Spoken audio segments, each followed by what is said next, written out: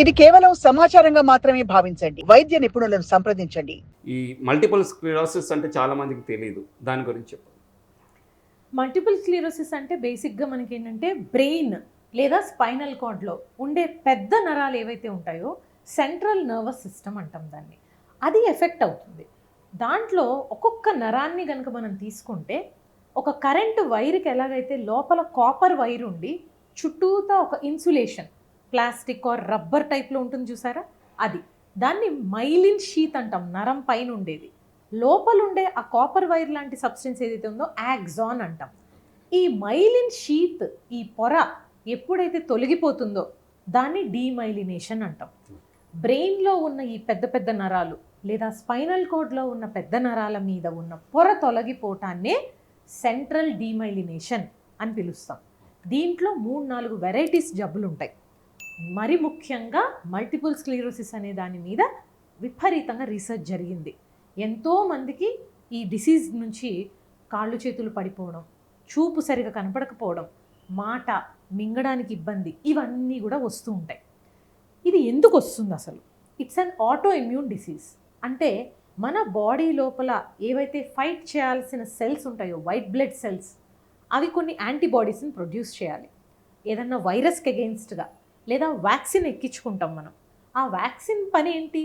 ఇమ్యూనిటీని trigger చేసి ఒక డిసీజ్కి అగెయిన్స్ట్గా యాంటీబాడీస్ని produce చేయడం. అది ఎప్పుడైతే ఓవర్ షూట్ అవుతుందో అనుకోని పరిస్థితుల్లో ఈ మైలిన్ షీత్ మీదకి ఆ యాంటీబాడీస్ అటాక్ చేసేస్తాయి. దానివల్ల వచ్చేదే మల్టిపుల్ స్క్లీరోసిస్. దీంట్లో ఆలిగోక్లోనల్ బ్యాండ్స్ అనే ఒక టెస్ట్ చేసుకొని అది గనక పాజిటివ్ వచ్చిందంటే ఈ మైలిన్ షీత్ని తినేసే యాంటీబాడీస్ బ్రెయిన్లోకి స్పైనల్ కార్డ్లోకి ప్రవేశించినట్టే లెక్క. సో వీటిల్ని మనం వెన్నుపూసల నుంచి ఫ్లూయిడ్ తీసుకుని సిఎస్ఎఫ్ ఫ్లూయిడ్ ద్వారా పరీక్షిస్తాం. ఓకే మేడం, అంటే సాధారణంగా దీనికి వచ్చే సైన్స్ ఏంటి మేడం? అంటే ఇట్లాంటి సిగ్నల్స్ ఇచ్చినప్పుడు బాడీ మనం దాన్ని ఎట్లా గుర్తించడం? ఎవరికైనా కూడా రకరకాల సమస్యలతోటి మా దగ్గరికి నరాల సమస్యలు వస్తుంటారు. తలనొప్పి దగ్గర నుంచి మొదలు పెడితే బొటన వేలిలో పొడుచుకునే న్యూరోపతి దాకా రకరకాలు ఉంటాయి.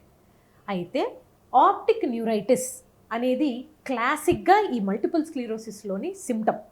30-35% ఆఫ్ మల్టిపుల్ స్క్లీరోసిస్ పేషెంట్స్కి కంపల్సరీగా ఆప్టిక్ న్యూరైటిస్ అనేది ఉంటుంది. సో ఆప్టిక్ న్యూరైటిస్ అంటే ఏంటి? ఈ నరాలు ఏవైతే ఉన్నాయో ప్రతి ఆర్గన్కి అవి సప్లై చేయాలి.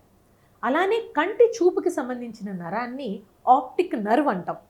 ఈ ఆప్టిక్ నర్వ్లో వచ్చే ఇన్ఫ్లమేషన్ లేదా పూత, దాన్నే ఆప్టిక్ న్యూరైటిస్ అంటాం. కంటిలో వాపు, విపరీతమైన నొప్పితో కూడిన సడన్ విజన్ లాస్ అయిపోతుంది. అది ఒక చిన్న భాగంలో కావచ్చు, పూర్తిగా చీకటి అయిపోవచ్చు. ఒక కంట్లోనే రావచ్చు లేదా 2 కళ్ళల్లోనూ రావచ్చు. 2 కళ్ళలో వచ్చిందంటే అది చాలా సీరియస్ అండ్ సివియర్ కండిషన్ కింద పరిగణించాలి. మల్టిపుల్ స్క్లీరోసిస్లో 4 వెరైటీస్ ఉంటాయి మళ్ళా. సో ఈ ఆప్టిక్ న్యూరైటిస్తో పాటుగా స్పైనల్ కార్డ్ సిమ్టమ్స్ ఉన్నాయా, బ్రెయిన్లో స్ట్రోక్ లాంటి సిమ్టమ్స్ వచ్చినాయా, ఇవన్నీ కూడా మనం చూస్తూ ఉంటాం.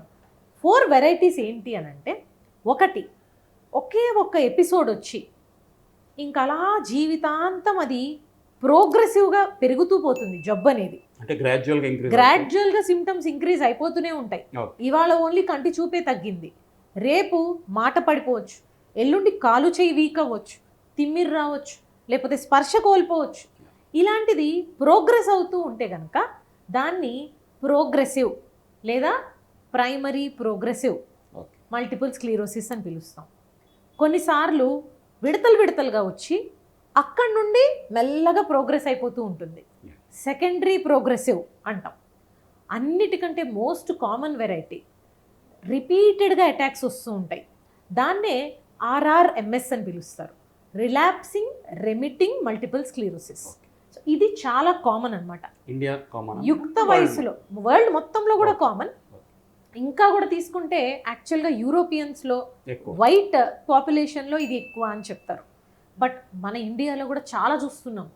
యుక్త వయసులో ఉన్న ఆడపిల్లల్లో మరి ముఖ్యంగా వస్తూ ఉంటుంది.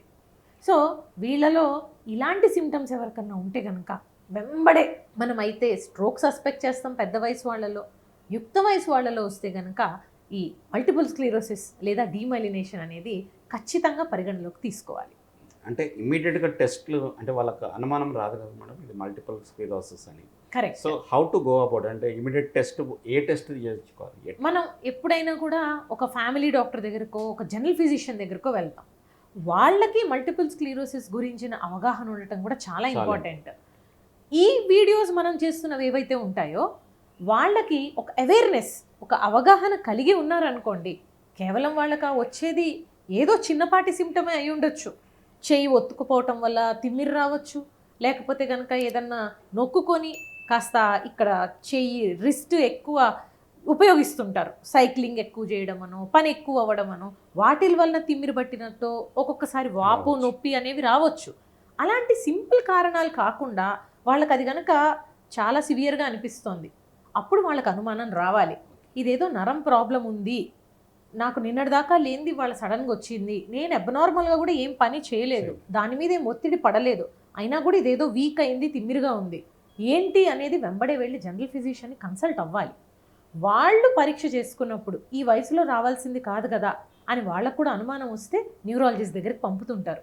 ఇప్పుడు ప్రజల్లో కనుక జనరల్ పబ్లిక్లో ఇది అవేర్నెస్ ఉందనుకోండి, ఇలా ఎప్పుడన్నా అలా అబ్నార్మల్గా తిమ్మిరి అనిపించంగానే ఫస్ట్ ఏమి ఆలోచించకుండా డైరెక్ట్ న్యూరాలజిస్ట్ దగ్గరికి వచ్చేస్తారు.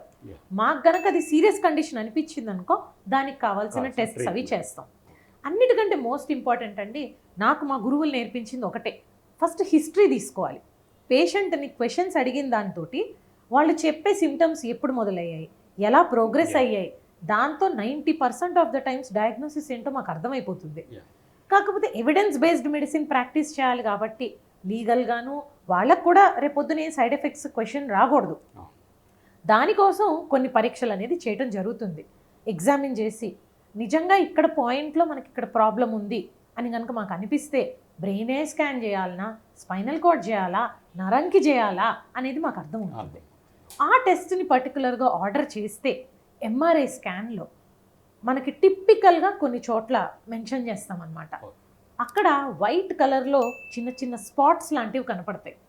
మళ్ళీ ఈ స్పాట్స్ అనగానే చాట్ జీపీటీలో పెట్టారనుకోండి, ఏఐని అడిగారనుకోండి, ప్రతి స్పాట్ మల్టిపుల్ స్క్లీరోసిస్సే అంటుంది. సో ప్రతి స్పాట్ ఇది స్ట్రోకే అంటుంది. అలా అని మనం భయపడకూడదు. ఇది నిజంగా ఆ సిమ్టమ్కి కొరిలేట్ అవుతుందా లేదా, ఈ పర్టికులర్ పర్సన్లో అది వ్యాలిడా కాదా అనేది మాకు అర్థమవుతుంది కాబట్టి సో మేము వాళ్ళని ప్రాపర్గా మళ్ళీ గైడ్ చేస్తాం. ఎంఆర్ఐ చేసాం, నార్మల్గా ఉంది, సో వరీ అవ్వక్కర్లేదు, ఇలా మెడిసిన్స్ వాడితే సరిపోతుంది. లేదు మల్టిపుల్ స్క్లీరోసిస్ అని నిర్ధారణ అయింది, రేడియోలాజికల్గా ప్రూవ్ అయిపోయింది, క్లినికల్గా మేము సస్పెక్ట్ చేసాం, సిమ్టమ్స్ వైజు మనం పరీక్ష చేసిన ఎగ్జామినేషన్ ఫైండింగ్స్ కూడా మ్యాచ్ అయినాయి, అప్పుడు ఫైనల్గా మనం బ్లడ్ టెస్ట్లో కొన్ని యాంటీబాడీస్, స్పైనల్ కార్డ్ నుంచి తీసిన ఫ్లూయిడ్లో కొన్ని యాంటీబాడీస్, ఇవి టెస్ట్ చేసి నిర్ధారణ అనేది చేస్తాం.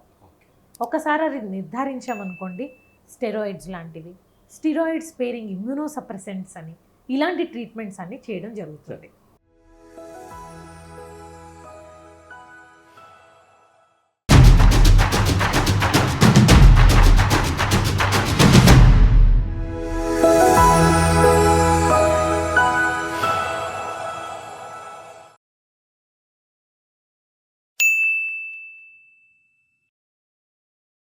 సాక్షి టీవీ ప్రసారాలను నిలిపివేయడం చట్టరీత్యా నేరం.